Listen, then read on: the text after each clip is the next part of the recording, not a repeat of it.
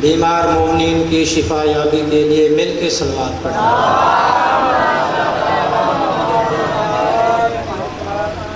بے اولاد مومنین کے لیے اولاد نرینہ کے لیے بلند صلوات پڑھیں۔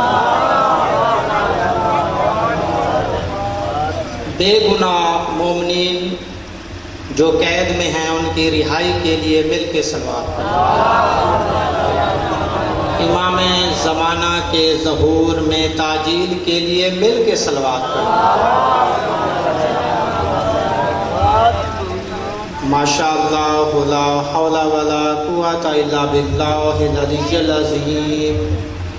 اعوذ باللہ من الشیطان اللعین الرجیم۔ بسم اللہ الرحمن الرحیم۔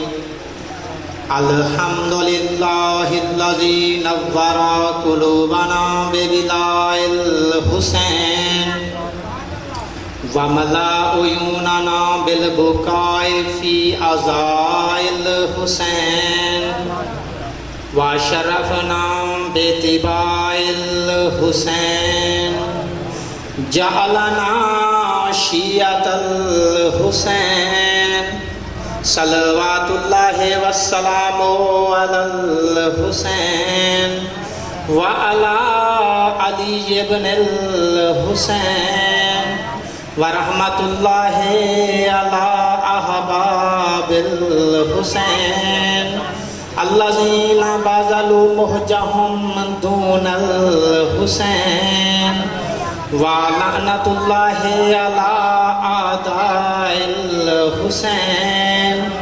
اما بعد فقد قال رب الحسن والحسین۔ بسم اللہ الرحمن الرحیم۔ واسیق الذین کفروا الی جہنم زمر واسیق الذین اتقوا ربهم الی الجنۃ زمر۔ قرآن کی افتتاح پر صلوات پڑھیں۔ صلوات وہ عبادت ہے کہ جس میں اللہ اور ملائکہ شریک ہیں، اس لیے مل کر بلند آواز سے صلوات پڑھیں۔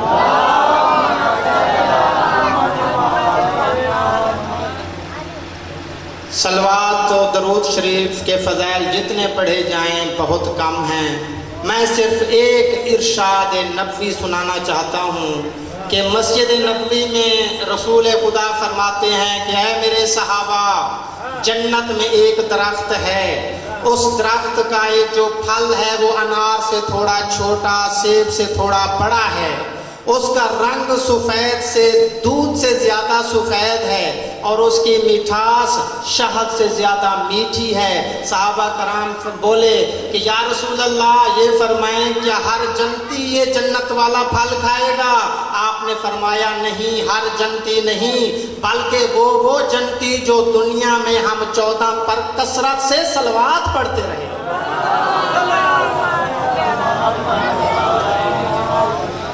سورہ زمر کی آیت نمبر 71 کا پہلا حصہ پڑھا ہے، واسیق الذین کفروا الی جہنم زمر، اور باروز محشر جہنمیوں کو دھکیل کر زبردستی جہنم میں ڈالا جائے گا۔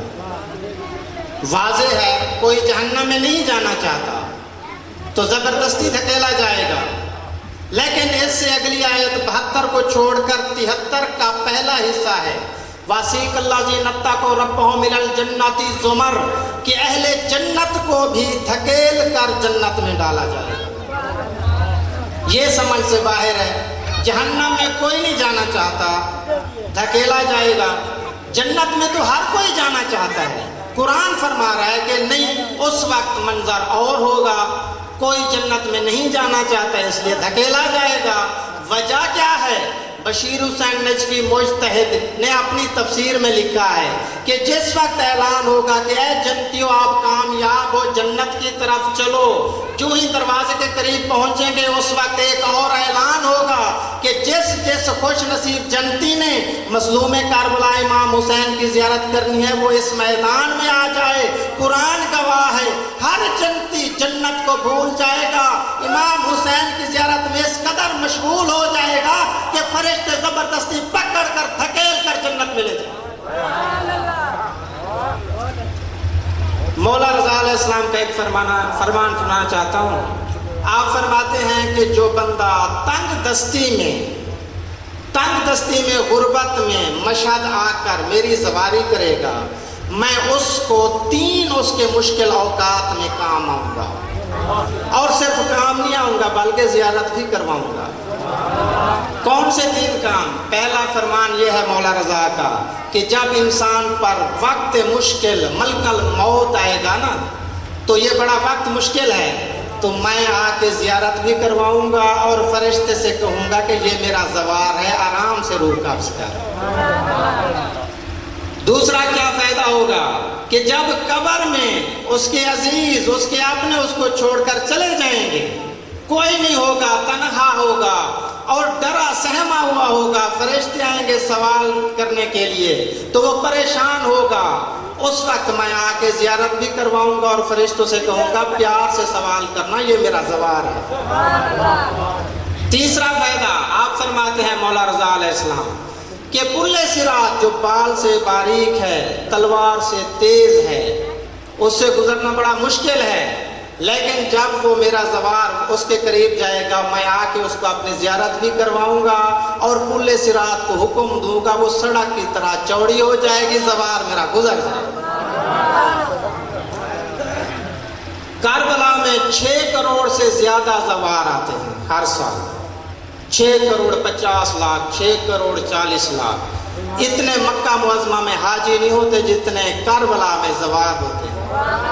وجہ بتانا چاہتا ہوں، امام حسین علیہ السلام نے 9 ذی الحج کو جب حج کو عمرے میں تبدیل کیا، بندھے ہوئے احرام توڑے اور اللہ کو مخاطب ہو کر فرمایا یا اللہ میں تیرا دین بچانے کے لیے جا رہا ہوں، میں تیرا یہ گھر بچانے کے لیے جا رہا ہوں، پر ایک وقت ایسا آئے گا جب یہاں آپ کے گھر میں کم حاجی ہوں گے، میرے کربلا میری زیارت کے لیے زیادہ زوار ہیں.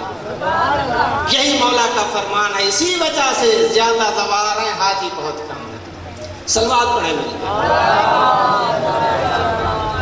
جنگ صفین آپ کو پتہ ہے مولا علی علیہ السلام اور دوسرے شخص کے درمیان ہوئی تھی. یہ سب سے بڑی عظیم جنگ ہے جو 8 مہینے تک جاری رہی. 8 مہینے بہت بڑا عرصہ ہوتا ہے اور اس میں شریک جو فوجی تھے، سپاہی تھے دونوں طرفوں سے، وہ 1.25 لاکھ کی تعداد میں تھے.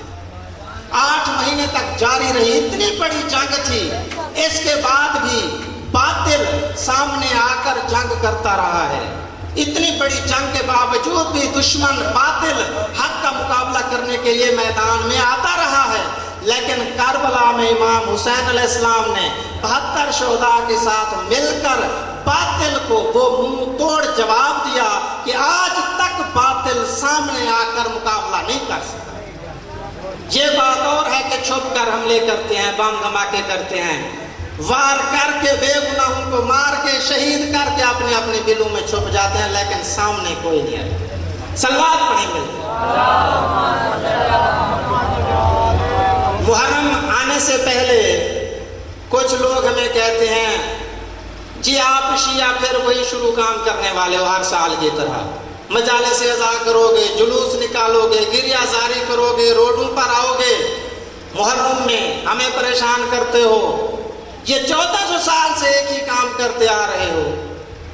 ہم کہتے ہیں بھئی امام حسین علیہ السلام کا غم جو منانا ہے، بہت بڑا ظلم ہوا ہے کربلا میں، تو ہم کیا کریں؟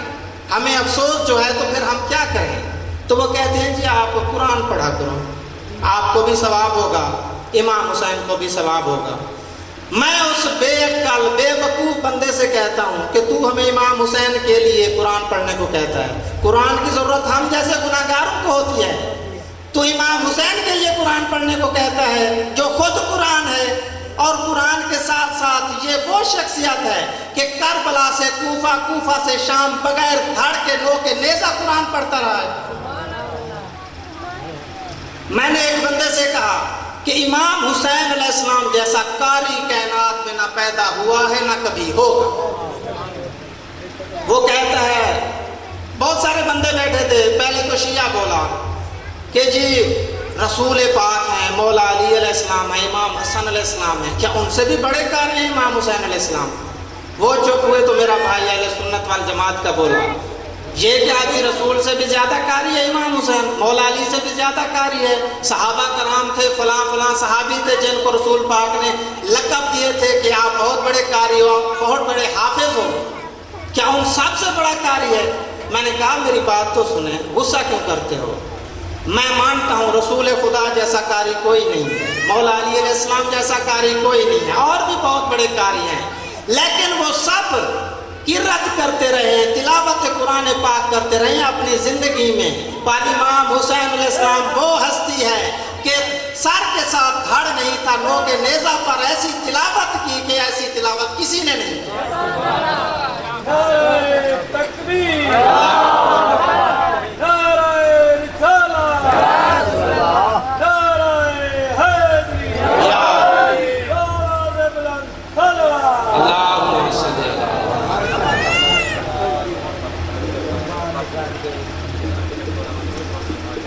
میں آج آپ کو بتانا چاہتا ہوں کہ امام حسین علیہ السلام نے نو کے نیزہ پر تلاوت کیوں فرمائی۔ بہت مقاصد ہیں، لیکن جن پر میں نے ریسرچ کی ہے چند ایک وہ میں عرض کرنا چاہتا ہوں۔ پہلی وجہ کیا ہے؟ رسول پاک نے فرمایا کہ میری اہل بیت قرآن سے جدا نہیں ہے۔ دشمنوں نے سازش کی، امام حسین علیہ السلام کا سر قلم کر دیا، نو کے نیزہ پر چڑھا دیا، اور یہ سوچنے لگے، اس خوش فہمی میں مبتلا ہو گئے کہ ہم نے اہل بیت کو قرآن سے جدا کر دیا، نعوذ باللہ رسول کا فرمان ہم نے غلط ثابت کر دیا۔ پر امام حسین علیہ السلام نے نو کے نیزہ پر تلاوت کر کے فرمایا کہ اے ظالم لوگوں، میرے نانا کا فرمان سچا ہے، آؤ دیکھو مجھے تلاوت کرتے ہوئے، ہم کل بھی قرآن کے ساتھ تھے، آج بھی قرآن کے ساتھ۔ دوسرا، قرآن پاک میں اللہ فرماتا ہے کہ شہید زندہ ہے، اسے مردہ مت کہو۔ لوگ سوچنے پر مجبور ہو گئے کہ شہید یہ تو قبروں میں چلے جاتے ہیں، کیسے زندہ ہو گئے؟ تو رسول پاک مولا امام حسین علیہ السلام نے نو کے نیزہ پر تلاوت فرما کر یہ ثابت کر دیا کہ اے لوگوں، میرے نانا پر بھی شک کرتے تھے، قرآن پر بھی شک کرتے تھے، آؤ دیکھو شہید ایسے زندہ ہوتے ہیں جیسے میں نو کے نیزہ تلاوت کر رہا ہوں۔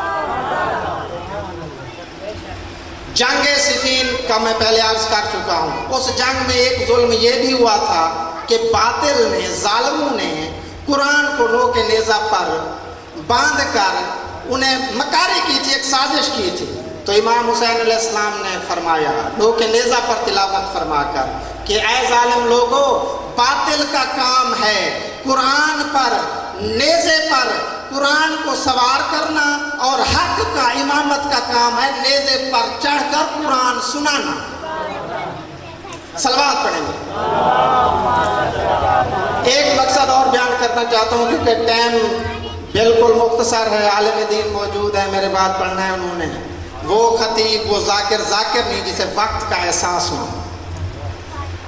امام حسین علیہ السلام نے ایک مقصد یہ بھی حل کیا، ایک مسئلہ یہ بھی حل کیا۔ کچھ لوگوں نے کہا تھا جب رسول خدا نے فرمایا اپنے آخری وقت کہ قلم دوات لے آؤ، میں کچھ لکھ کر دینا چاہتا ہوں، تو کچھ ظالم لوگوں نے کہا یہ تو ہذیان، نعوذ باللہ بھول رہے ہیں، ہذیان میں مبتلا ہیں۔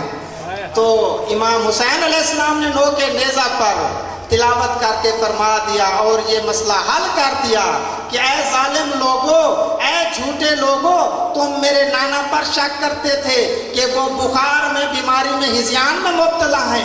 ہم اہل بیت وہ ہیں کہ بخار تو بہت دور کی بات ہے، ہمارے سر کے ساتھ دھڑ بھی نہ ہو تو ہمارے منہ سے ہذیان نہیں، قرآن نکلتا ہے۔ چھٹے پارے کی پہلی آیت کا پہلا حصہ ہے لا یحب اللہ الجہر بالسوء من القول الا من ظلم۔ اللہ فرماتا ہے مجھے گریہ زاری، رونا دھونا پسند نہیں ہے، میں ان سے پسند نہیں کرتا سوائے کسی مظلوم کے غم کے۔ بتائیں ذرا مظلوم حسین سے بڑا کوئی مظلوم ہو تو؟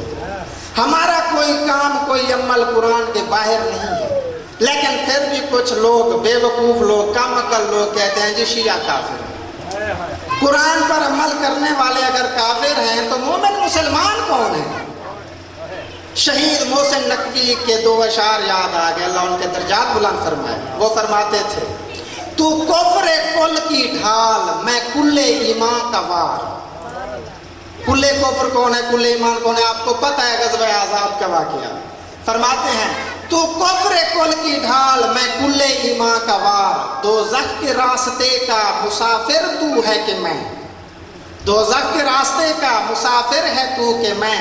تو پیرہن یزید میں نوکر حسین کا, سچ سچ بتا کہ اصل میں کافر ہے تو کہ میں. ایک اور وجہ بتاتے ہیں ہمارے کافر ہونے کی. وہ کہتے ہیں کہ جنہیں رسول پاک نے منافق کہا, قرآن نے منافق کہا, انہیں یہ نہیں مانتے اس لیے کافر ہیں. میں کہتا ہوں, انہیں مخاطب کر کے کہتا ہوں کہ محمد کی غلامی کی اطاعت بہت ضروری ہے. محمد کی غلامی کی اطاعت بہت ضروری ہے. محمد کے صحابہ کی محبت بہت ضروری ہے. مگر میدان محشر میں محمد کی شفاعت لئی جناب زہرا کے دشمن پر لعنت بہت ضروری ہے. میں اپنی ہر مجلس میں پیغام دیتا ہوں کہ فرش عذاب بچھاؤ مگر نماز کے ساتھ. فرش عذاب بچھاؤ مگر نماز کے ساتھ. وفا کا چراغ جلاؤ مگر نماز کے ساتھ. دیتے ہیں مقتل سے صدا تجھے آج بھی حسین, میری یاد مناؤ مگر نماز کے ساتھ. نماز پڑھیں گے ہم تو ہمیں محمد مصطفیٰ کا وہ سجدہ ضرور یاد آئے گا جو آپ نے سجدے میں سر رکھا اور پشت پر امام حسین سوار ہوا. نماز پڑھیں گے ہمیں مولا علی علیہ السلام کا وہ سجدہ ضرور یاد آئے گا جو آپ نے مسجد کوفہ میں ادا کیا اور ظلم کی ضربت چل گئی. نماز پڑھیں گے ہمیں امام حسین علیہ السلام کا وہ آخری سجدہ یاد آئے گا جو رکھا تو انہوں نے اپنی مرضی سے تھا لیکن اٹھایا ظالم نے اپنی مرضی سے ہے. یہی منظر شیطان نے جب دیکھا تو اللہ سے کہتا ہے, یا اللہ اگر مجھے پتہ ہوتا کہ آدم کی صلب سے یہ نمازی حسین ہونے والا ہے تو میں کبھی آدم کے سجدے کا انکار نہ کرتا. ہم نماز پڑھیں گے تو ہمیں بی بی زینب کے وہ سجدے یاد آئیں گے جو بی بی اونٹ کی پشت پر ادا کرتی رہی ہے. ہم نماز پڑھیں گے ہمیں امام سجاد علیہ السلام کے وہ سجدے یاد آئیں گے جو بھیڑ میں ادا کرتے رہے ہیں. سننا چاہو گے ہمارے اماموں کو کتنا پیاری ہے نماز. امام سجاد علیہ السلام ایک شامی سے کہتے ہیں, اے شامی رومال کا ٹکڑا ہو تو مجھے دو. شامی کہتا ہے, مولا آپ کو چادر تو کوئی دیتا نہیں ہے, اگر کوئی دیتا ہے تو شمر چھین لیتا ہے, اب آپ رومال کا ٹکڑا کیا کریں گے؟